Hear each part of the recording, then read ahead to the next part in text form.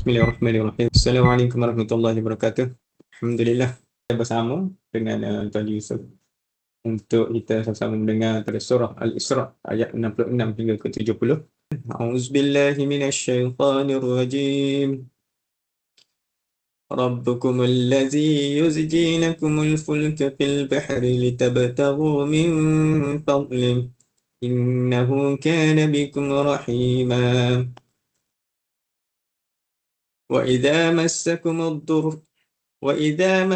الضر في البحر ضل من تدعون إلا إياه فلما نجاكم إلى البر أعرضتم وكان الإنسان كفورا أفأمنتم أن يخسف بكم جانب البر أو يرسل عليكم حاصبا ثم لا تجدوا لكم وكيلا أم أمنتم أن يعيدكم فيه تارة أخرى فيرسل عليكم قاصفا من الريح فيغرقكم بما كفرتم ثم لا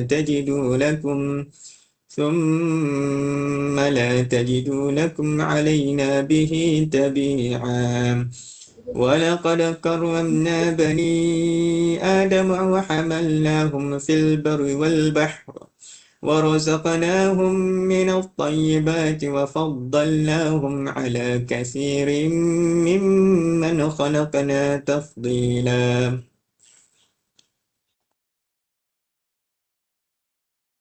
Tuhan kamulah yang menjalankan untuk kamu kapal-kapal di laut supaya kamu dapat mencari rezeki dari limpah kurnianya. Sesungguhnya ia adalah maha mengasihani kepada kamu. Dan apabila kamu terkena bahaya di laut, pada saat itu lenyaplah dari ingatan kamu makhluk-makhluk yang kamu seru selain dari Allah. Maka apabila Allah selamatkan kamu ke darat, kamu berpaling tidak mengingatinya. Memanglah manusia itu sentiasa kufur akan nikmat-nikmat Allah. Adakah kamu sesudah diselamatkan ke darat merasa aman dan tidak memikirkan bahawa Allah akan menggempakan sebahagian dari daratan itu menimbus kamu, atau dia akan menghantarkan kepada kamu angin ribut yang menghujani kamu dengan batu, kemudian kamu tidak beroleh sesiapa pun yang menjadi pelindung kamu? Atau adakah kamu merasa aman dan tidak memikirkan bahawa Allah akan mengembalikan kamu sekali lagi ke laut, kemudian ia menghantarkan kepada kamu angin ribut yang memecah belahkan segala yang dirempuhnya, lalu ia mengaramkan kamu dengan sebab kekufuran kamu, kemudian kamu tidak beroleh sesiapa pun yang boleh menuntut bela tentang itu terhadap kami. Dan sesungguhnya kami telah memuliakan anak-anak Adam dan kami telah beri mereka menggunakan berbagai-bagai kenderaan di darat dan di laut, dan kami telah memberikan rezeki kepada mereka dari benda-benda yang baik-baik, serta kami telah lebihkan mereka dengan selebih-lebihnya atau banyak makhluk-makhluk yang telah kami ciptakan. Sadaqallahul Azim. Alhamdulillah kita telah membaca surah Al-Isra ayat 60 hingga 70. InsyaAllah kita teruskan dengan Tadabbur Al-Quran, Suta Pengajaran dengan Tuan Haji Yusuf. Falyatafaddal mashkura. Baik, terima kasih Cik Sabri. Alhamdulillah wassalatu wassalam ala Rasulillah. Rabbi syrah li sadri wa yassir li amri wahlul 'uqdatam min lisani yafqahu qawli. Subhanaka la ilma lana illa ma 'allamtana innaka antal alimul hakim. Asyhadu an la ilaha illallah wa asyhadu anna Muhammadan abduhu wa rasuluh. Amma ba'du. Assalamualaikum warahmatullahi wabarakatuh. Pada semualah warga kerja Ain dan warga kerja yang mencintai ilmu, semoga semuanya dalam limpahan rahmat dan juga barakah Allah Subhanahu Wa Taala. Baik, kita langsung terus kepada tadabbur kita pada pagi ini, ayat yang ke-66. Ayat ke-66 hingga ayat ke-70. Baik, tapi sebelum tu kita revisit balik minggu lepas. Sebab kita ni nanti mudah lupa kan. Kalau kita tengok minggu lepas, ayat yang kita baca ialah 61 hingga 65 ni berkait dengan cerita tentang kesombongan iblis. Cerita tentang sifat takabur dan sombongnya iblis. Tidak taat pada perintah Allah SWT. Sombong, takabur sebab dia berfikir dengan nak kata dia ada akal lah juga kan. Dia ada akal, maksud dia yang membuat satu nilai bahawa kejadian dia daripada material api lebih baik daripada tanah. Itu benda yang tidak ada dalil, tidak ada rujukan. Itu, tapi dia membuat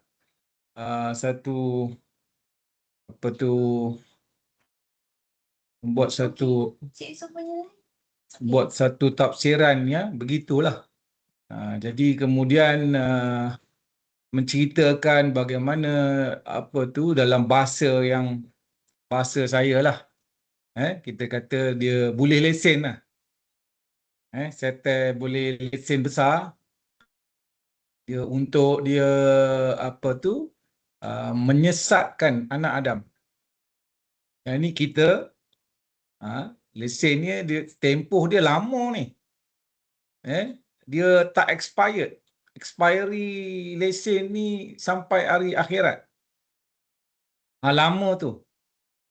Okey, jadi tu, dan juga bagaimana diceritakan dalam ayat-ayat sebelum ni, bagaimanakah metodologi syaitan.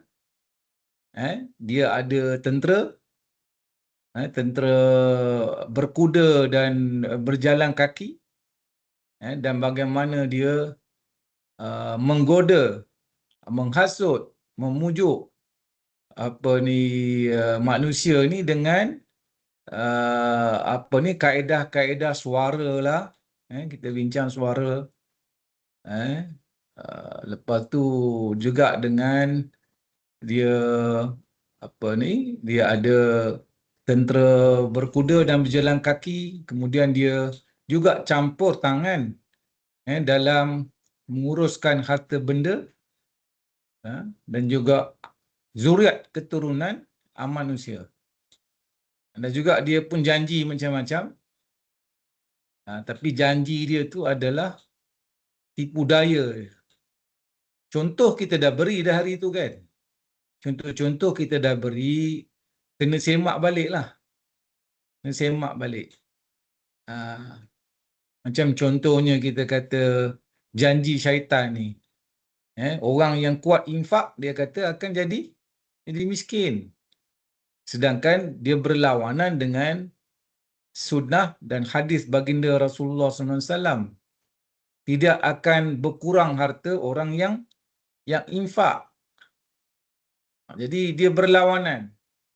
Kalau kita terpedaya dengan pujukan syaitan, kita pun tidaklah infak dan rugilah. Sebab infak tu ialah satu orang kata pelaburan di akhirat. Baik, jadi tu revisit minggu lepas. Jadi minggu ni jadi kita baca tadi surah ayat yang ke-66. Bermula 66 sampai 70. Okey. Tak apa, sebelum saya nak mula ni, saya nak sikit revisit juga. Cuba tengok surah Al-Kahfi selepas ni.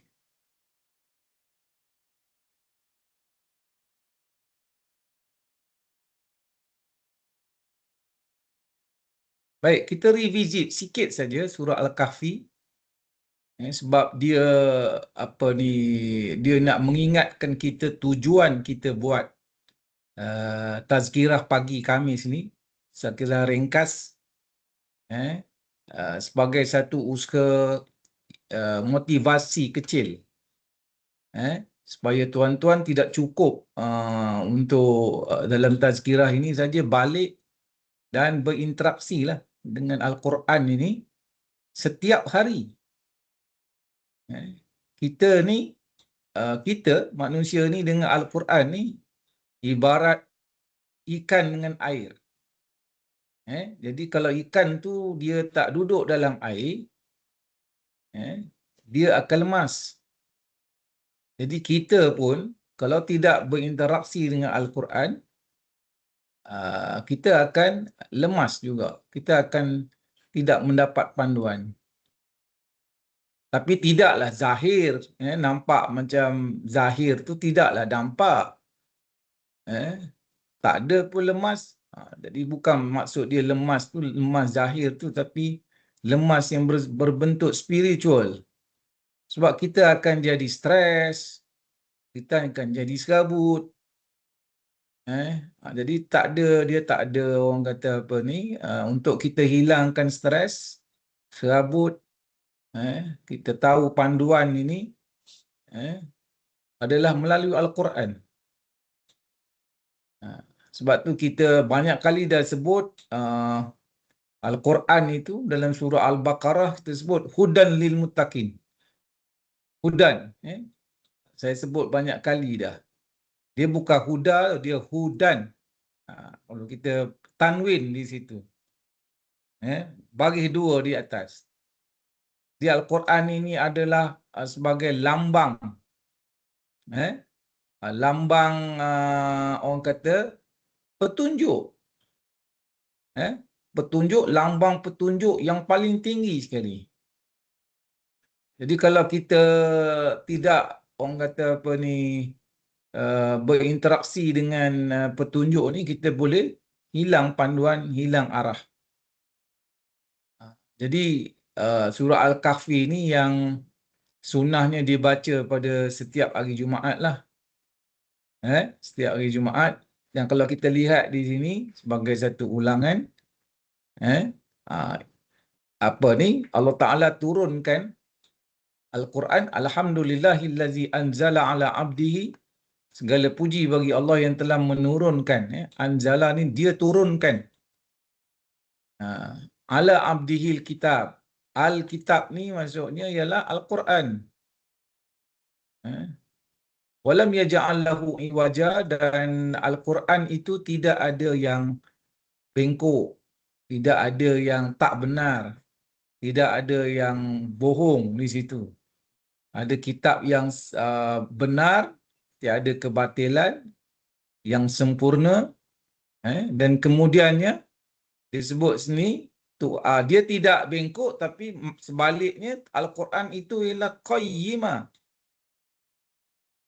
Qayyimah ni satu kitab yang benar, yang lurus, yang menjadi pengawas, penjaga, pemelihara. Itulah sifat Al-Quran sebagai memberi maklumat yang benar, sebagai pengawas, sebagai petunjuk. Dan juga fungsi Al-Quran, ada dua fungsi Al-Quran sini. Satu ialah yunzira ba'sa syadidan min ladunhu.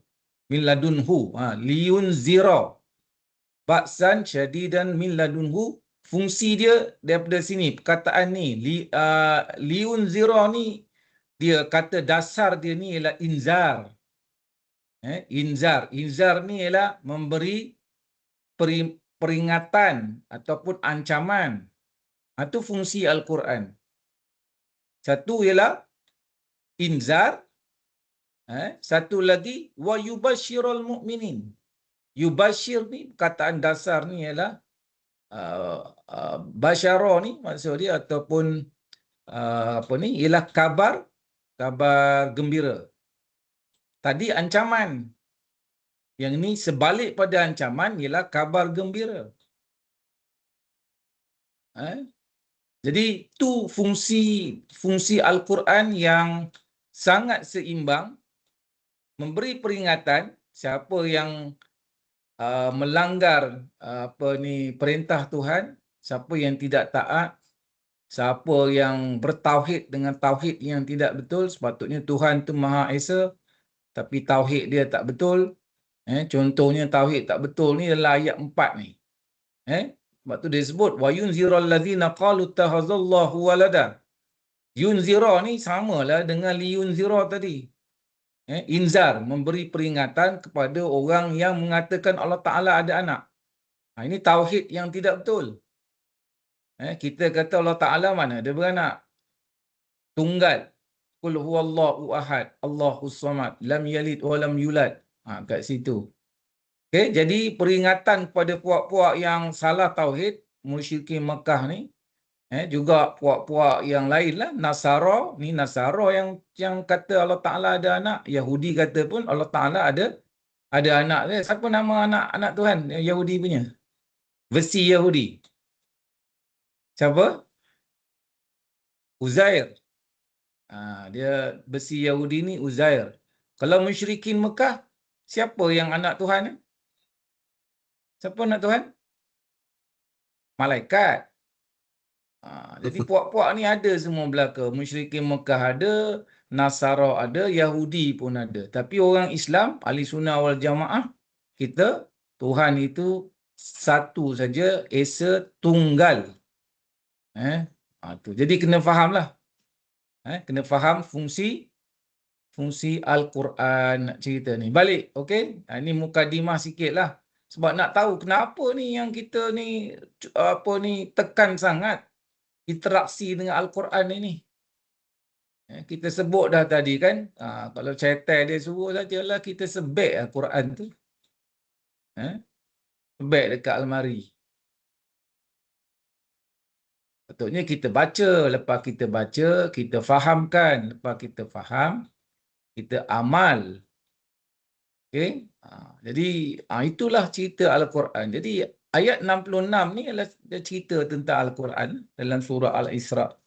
Saya dah sebut dah surah Al-Isra ni nama lain dia surah Bani Israel. Cerita tentang perangai fi'il Yahudi. Tapi juga pengajaran dia umum kepada musyrikin Mekah.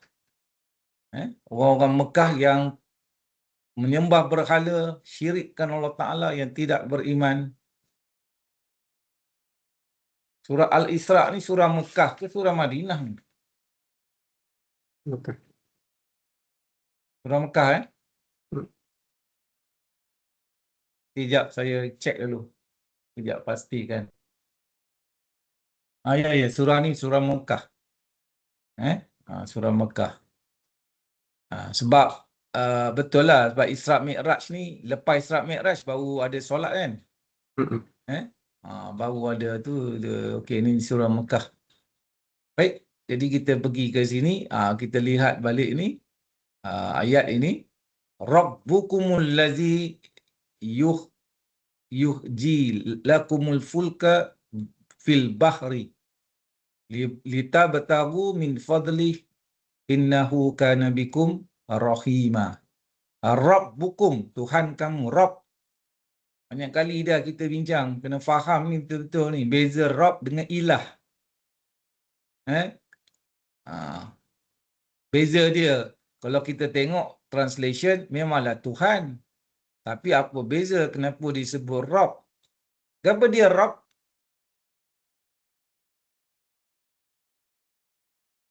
Rabb tu maksud dia apa? Tuhan yang mencipta.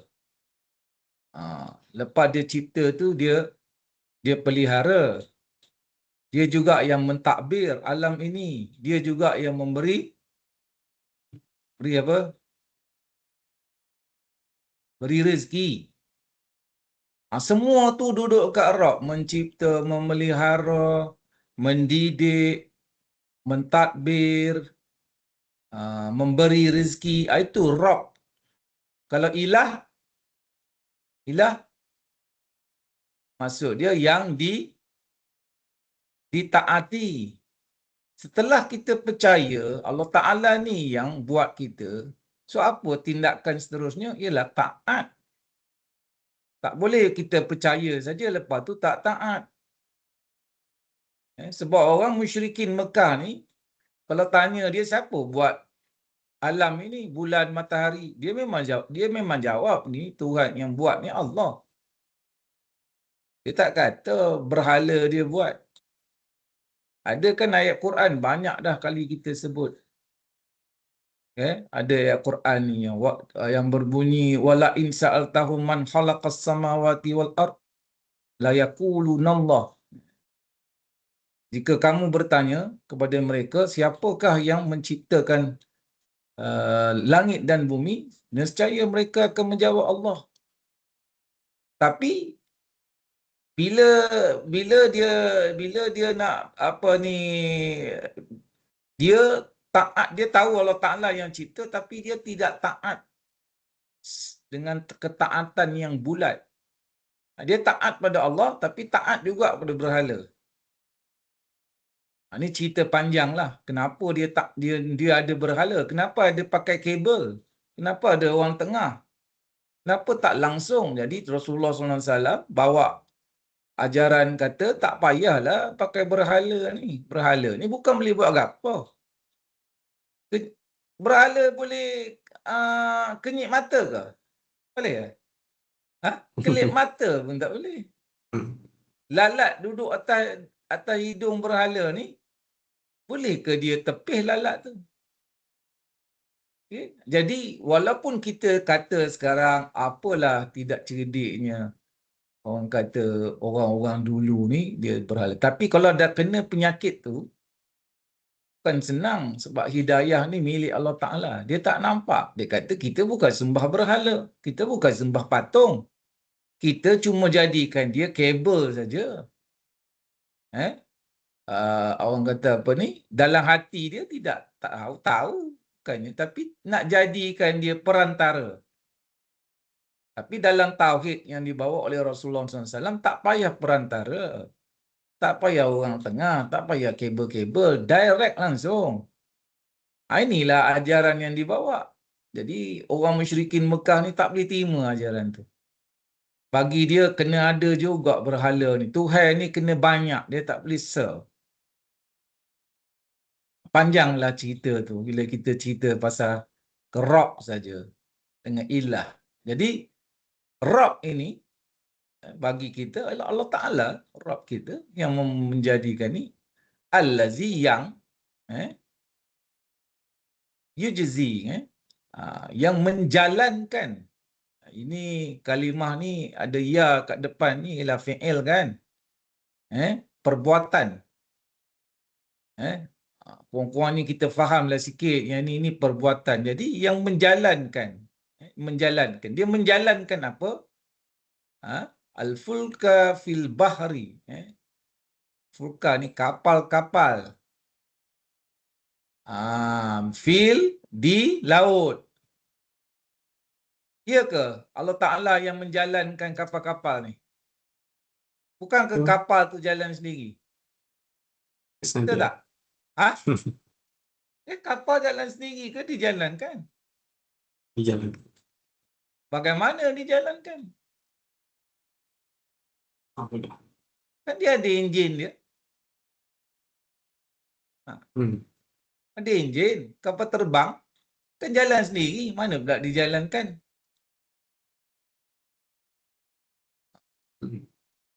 Kita kena mikirlah bagaimana Allah Ta'ala jalankan. Boleh ke dia jalan tanpa angin? Tak boleh. Tak boleh. Dia kena kipas tu, dia kena mengambil angin daripada luar. Kan? Dia ada proses dia. Jadi kapal-kapal ni walaupun dia ada enjin, dia tak boleh bergerak tanpa angin. Yang kontrol angin tu siapa? Angin bergerak sendiri juga. Dia pun jalan sendiri juga. Letih tu. Letih. Sebab tu kalau kita guna akal kita, kadang-kadang tak sampai. Kita kena guna wahyu. Wahyu ni lah Al-Quran dan Sunnah. Kita selalu sebut, kalau kita nak tengok, kita tengok bagaimana. Cuba tengok surah Al-Mursalat. Saya semak sikit. Sebab ayat-ayat Quran ni dia berkait. Mursal.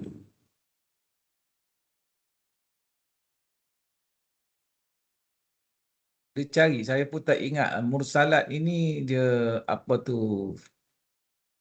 Uh, Ni, mana? ayat kan? Tengoklah ayat mula-mula. Ayat awal. Ni ayat betul lah ni. Okey. Bismillahirrahmanirrahim. Wal mursalati ghurfa. Fal asifati asfa. Tengok dua ayat betul apa ni. Okey. Kalau ayat ketiga ni apa dia? Wan nasyirati nashra. Ni nombor 3 ke? Ha. Okey, tengok balik nombor 1. Jadi demi makhluk yang dihantar berturut-turut menjalankan tugas dia. Al-Mursalat ni cerita pasal apa? Makhluk apa ni? Tu kita kena study lah. Dia boleh, dia khilaf lah ni kan. Ada yang kata ini angin. Ada yang kata ni Nabi. Tapi majoriti ulama ni kata angin. Kalau kita kata ni demi makhluk, demi angin yang dihantar. Dihantar. Dia bukan jalan sendiri. Berturut-turut. Tak apalah. Yang pentingnya makhluk tu kalau kita kata angin, angin tu dihantar. Ada yang mengatakan macam urfa ni dilepaskan. Macam kita melepaskan, kita lepas apa?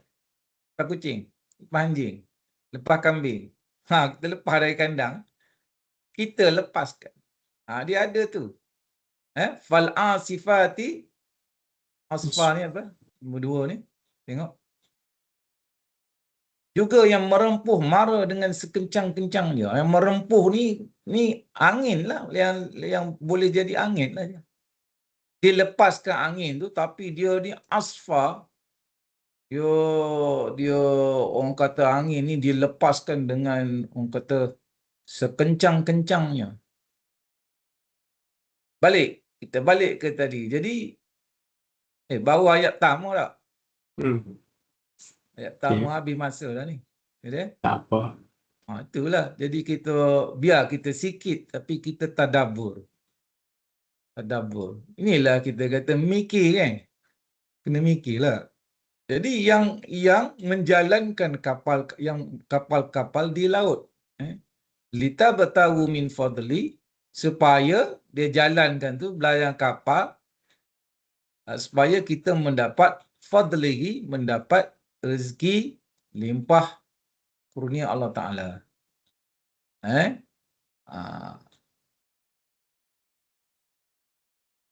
Okey. Tujuan dia, kapal-kapal ni belayar di laut supaya mendapat rezeki. Ada fikir tak kenapa dia cerita kapal laut je? Kapal udara tak ada bincang? Kan fil bahri kan? Kapal laut ialah zaman turun ni mana ada kapal terbang. Betul tak? Kita kena, bila kita baca sesuatu ni, kita kena tengok konteks. Ni teks. Tengok konteks dia, latar belakang dia. Tak adalah cerita pasal kapal terbang, kapal di udara. Di laut. Sebab tu dulu tamadun-tamadun semua dia menggunakan air. Sebab masa tu transport ialah kapal, bot, sampan kan. Jadi tamadun semua bermula di tepi-tepi air lah. Contohnya Kota Baru. Kota Baru ni tepi laut lah kan. Betul tak? Jadi sebab apa dia berkembang tepi-tepi air tamadun? Sebab ada kapal lah, ada transportation. Daripada laut pergi ke sungai. Laut pakailah kapal besar, sampai sungai ni pakai bot, pakai sampan. Jadi kita tengok sebab tu berkembangnya bandar-bandar semua di tepi laut, di tepi sungai. Dalam bahagian dalam ni, sini panggil apa? Panggil hulu Orang darat. Sini panggil darat. Orang luar panggil hulu lah. Menjauhi laut, menjauhi sungai. Jadi tujuan benda tu, dengan kapal laut ni orang boleh transport. Macam-macam dia transport. Bawa makanan, buah-buahan, ikan. Macam-macam lah dulu. Dulu kalau di Thailand tu, sini pun ada kan, ada tempat jual makan pun atas laut, atas sungai kan. Gitu. Jadi aktiviti di laut, di sungai tu. Okey. Dia Allah Ta'ala yang menjalankan. Kalau tidak, tak ada lah aktiviti. Orang kata, orang kita nak import barang macam mana? Sekarang ni perang. Perang saja kapal tak boleh berlayar. Itu manusia yang buat lah. Okey. Jadi ni semua adalah limpah kurnia Allah Ta'ala. Kita kena kenangkan. Walaupun kita ni bekerja atas darat tak? Tak? Kita kerja atas darat kan? Tapi material kita mari dari mana? Material mari dari jauh. Garam kita mari dari mana? Brazil. Garam bukan dari Brazil. Garam kita ni datang daripada New Zealand. New Zealand. Dia ambil laut juga. Dia ambil garam dari laut. Garam laut. Dia keringkan. Tapi kita ada ambil juga garam daripada Iran. Dulu ambil dari Pakistan. Ini bukan garam laut. Garam batu dia panggil. Rock salt. Jadi ada juga garam daripada darat, daripada batu. Tapi garam laut ni lebih bagus. Lebih pure. Okey. Jadi itu semua macam Amerika dapat garam dari laut. Nak mari daripada New Zealand ke Kota Baru, ke Malaysia ni, kapal laut. Kalau kapal rosak, orang mogok, tak sampai dah garam. Tak sampai garam, kita pun tak boleh buat sodium chloride. Tak beli sodium chloride. Demo tengok kawai tengok demo je lah. Ada? Jadi kita kena fikir punca tu, semua tu adalah anugerah Allah Ta'ala. Kadang-kadang kita terlupa sebab kita ni hari-hari buat air garam, air gula, lupa. Jadi bila kita baca Quran ni, Allah Ta'ala mengingatkan kita. Kan sebelum ni kan saya panjang syarah, ulas sikit lah pasal perkataan wa'iz kan. Ingat tak? Cuba tengok sebelum ni.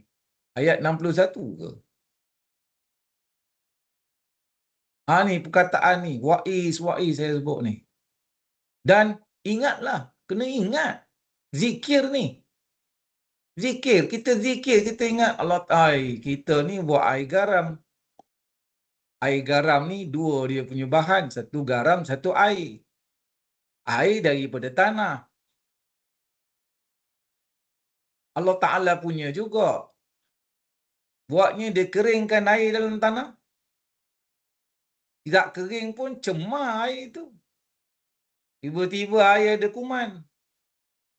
Tiba-tiba garam daripada air laut masuk dalam air telaga kita, air bawah tanah.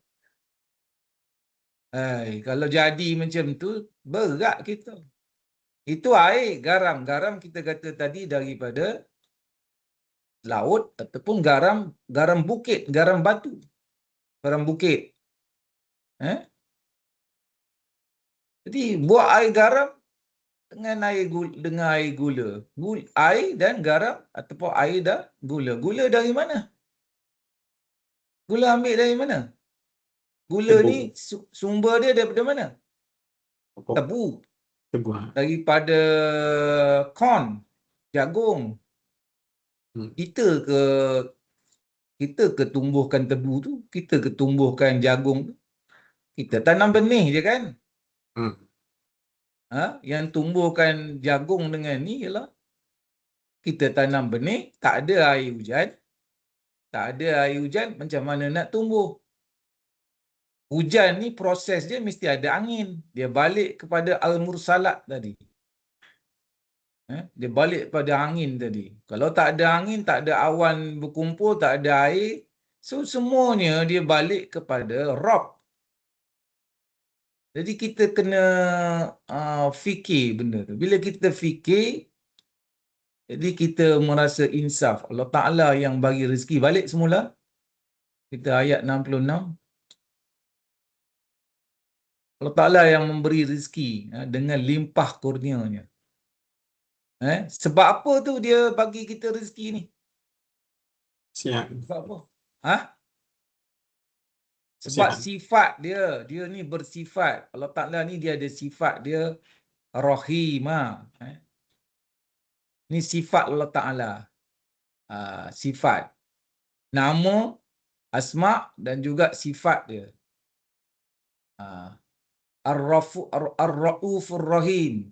Kalau kita sebut. Ar-Rahmanur Rahim. Ini sifat Rahim dengan Rahman ni bersifat rahmat. Rahmat ni apa dia? Belas kasihan. Belas kasihan. Sayang pada manusia, kasih pada manusia, kesian. Jadi dia bagi ni semua benda ni, benda. Tapi kita ni, kenapa dia suruh dia cerita ni? Dia suruh ingat ni kenapa? Supaya kita, apa sekali, kita kena pandai satu ayat tu tak? Ada satu ayat je. Supaya kita bersyukur. Supaya kita bersyukur. Jadi kita kenang semuanya datang daripada Rabb, daripada Allah SWT. Jangan kita agah. Jangan kita sombong. Kita yang usaha. Kita yang ambil air kita campur dengan garam, masuk dalam botol. Kita yang jual, kita hantar dengan lori. Hospital pakai, dia bayar duit, kita dapat gaji. Pusing gitu saja. Tapi tak ingat. Sebenarnya mari daripada Allah Ta'ala. Jadi kita kena sentiasa ingat. Jadi dia suruh bersyukur. Syukur ini ada 3 kan. Satu syukur dengan apa?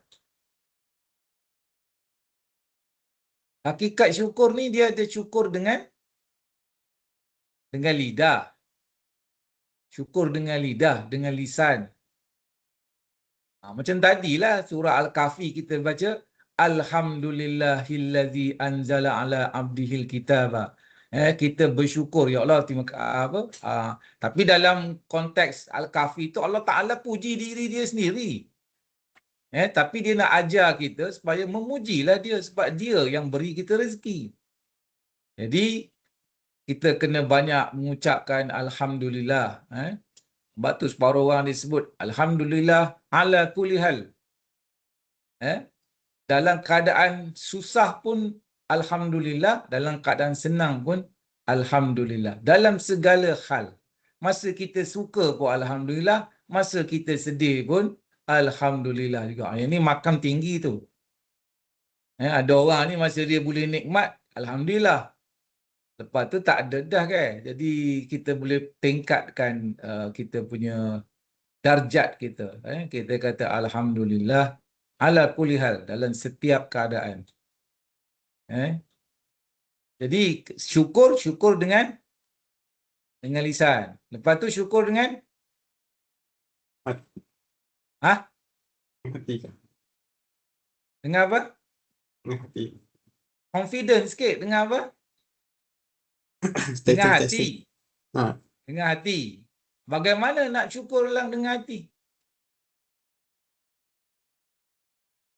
Ni kita kena muasabah sikit ni kita ni. Syukur dengan hati lah. Hati kita ni ada banyak lintasan. Mujurlah aku jadi Islam. Mujurlah boleh baca Quran. Mujurlah boleh ngaji sunnah. Tu hati kita, perasaan tu. Rasa syukur ya Allah nikmat yang kau berikan. Buatnya kita tak dapat hidayah. Alhamdulillah nama Sabri. Kan? Tak ada hidayah nama apa? Narong. Bukan Sabri, dia nama Somcit. S juga. Bukan Sabri, sabar. Ni Somcit. Nama dia. Ada? Kalau boleh hidayah, Sabri. Tak hidayah, Somcit. Ke Somcit tu nama Islam? Tak tak? Tak. Nama siya dah tak? Okey. Jadi gitulah ada perasaan lintasan dalam hati. Terima kasihlah ya Allah. Lepas tu syukur dengan anggota kita lah, anggota tubuh ini, dengan amal soleh. Maksud dia kita bersyukurlah semua nikmat ya Allah, anggota badan, mata, telinga, hidung, semua organ-organ ni semua ni jangan salah gunalah. Allah Ta'ala bagi lidah untuk kecek benda, untuk cakap perkara yang baik, tapi kita pergi buat cakap bodoh. Bagi mata untuk melihat Al-Quran, melihat ayat-ayat Allah Ta'ala yang tersurat dalam Quran, dan juga ayat-ayat Allah Ta'ala yang tersirat dalam alam ini. Kita pergi pulau, kita tengok apa? Kita tengok laut, kita tengok awan, kita tengok matahari, tengok pokok. Itu kan tanda-tanda kebesaran Tuhan. Jadi syukur dengan lisan, syukur dengan hati, dan syukur dengan kita punya anggota dan amalan yang kita buat. Kita pergi semayang tu, salah satu semayang ni, maksud dia bersyukur. Matlamat lain ialah mengingati Allah SWT. Sebab Allah Ta'ala dia bersifat rahim ni, dia turunkan Al-Quran, beri kita rezeki. Next ayat.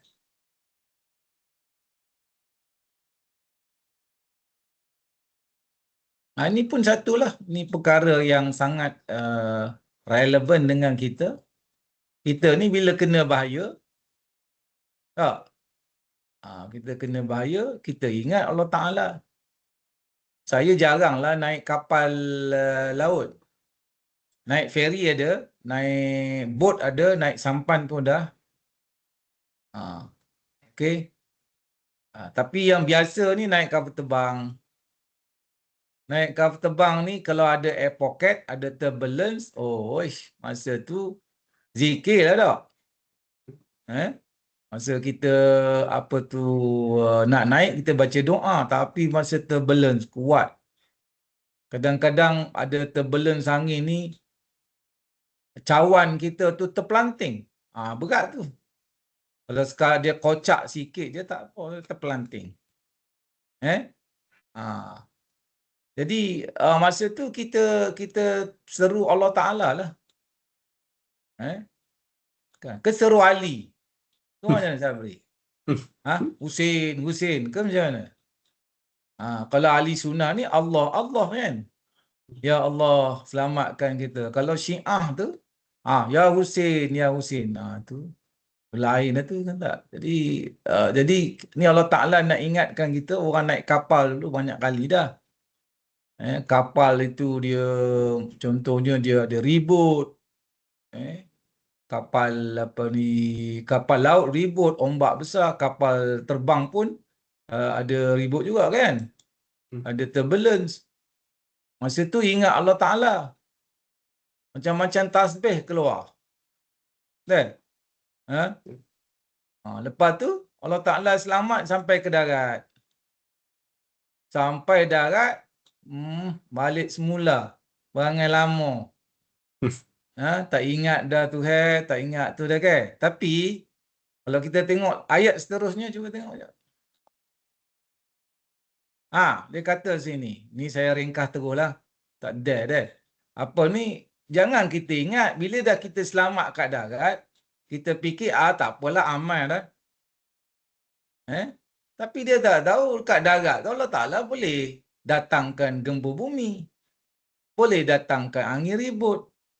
Ataupun menghujani kamu dengan batu. Ini merujuk kepada kisah-kisah umat-umat dulu yang engkar, kufur, agah, lawan Tuhan. Orang bawa kebenaran, sebut kebenaran, kerah kepala. Okey, tak saya dengar. Sumbat telinga dia. Okey. Bila orang cakap pun mata celek mata. Ni perangai-perangai yang tak molek ni kan. Perangai-perangai orang Yahudi, perangai-perangai dulu musyrikin Mekah gitu. Dengar Quran ni, tak saya dengar, sumbat telinga, celek mata, dada jadi sempit. Kita baca Quran sepatutnya terbeliak biji mata kita. Hilang tu sumbat dalam telinga kita. Hati kita jadi lapang. Tu kena kesan lah. Kena check lah tu. Nak pakai alat apa check? Mana ada alat nak check? Tu alat tu calibrate ke tak? Sudah. Gitulah kita ni kan. Kena check lah. Ayat Quran ada sebut. Dia kata, innamal mu'minuna allazina iza zukirallah wajilat qulubuhum. Seterusnya, wa iza tuliyat alaihim ayatuhu zadatuhum imana. Ini surah Al-Anfal. Surah Al-Anfal ayat 3 dengan ayat 4. Boleh tengok je. Lah. Kita tengok.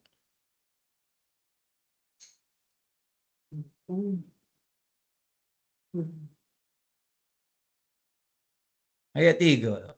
Ayat 2. Ayat 2. Ni kena baca sini lah. Nak calibrate hati. Sesungguhnya orang-orang yang beriman apabila disebut zukirallah, disebut Allah Ta'ala, wajilat qulubuhum. Hati dia jadi ketar gegar di sini. Gementar hati dia. Dia kalau kita ni baca Quran ke apa dia, tak ada perasaan langsung. Lagi teruk, mati rasa terus. Macam mana baca pun tidak. Jadi ini cabaran lah. Ini kalau nak calibrate hati kita ni, ayat ni lah kita tengok. Hati kita ni, dengar cerita pasal ayat Quran apa semua ni, ada tak rasa hati, rasa gementar? Dan apabila dibacakan, wa iza tuliyat alaihim ayatu, dibacakan ayat-ayat Quran, bertambah iman dia. Bertambah iman. Jadi iman ni dia boleh kurang dan dia boleh bertambah. Wa ala rabbihim yatawakkalu, dan kepada Allah Ta'ala. Ini cara nak calibrate hati.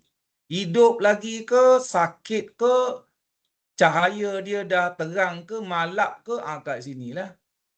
Dah 3 dengan ayat 2 dengan 3 ni. Allazina yuqimunas salata wa mimma razaqnahum yunfiqun. Itu sifat-sifat orang yang hati dia hidup. Dia mendirikan solat dan dia infak. Okey, tak apa. Kita tak sempat. Tapi ni ayat ni molek lah kita faham ni. Supaya kita boleh calibrate hati kita.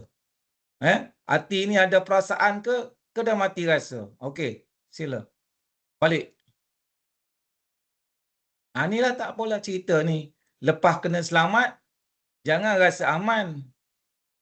Bila-bila Allah Ta'ala, macam kita ni, bila-bila Allah Ta'ala boleh keringkan telaga kita tu, ataupun telaga kita tu, dia cemar kan? Cemar dengan garam daripada air laut, ataupun cemar dengan kuman masuk dalam air. Bila kita tercemar air, tak ada bisnes, tak ada gaji, tak ada pulangan, tak ada segala-galanya.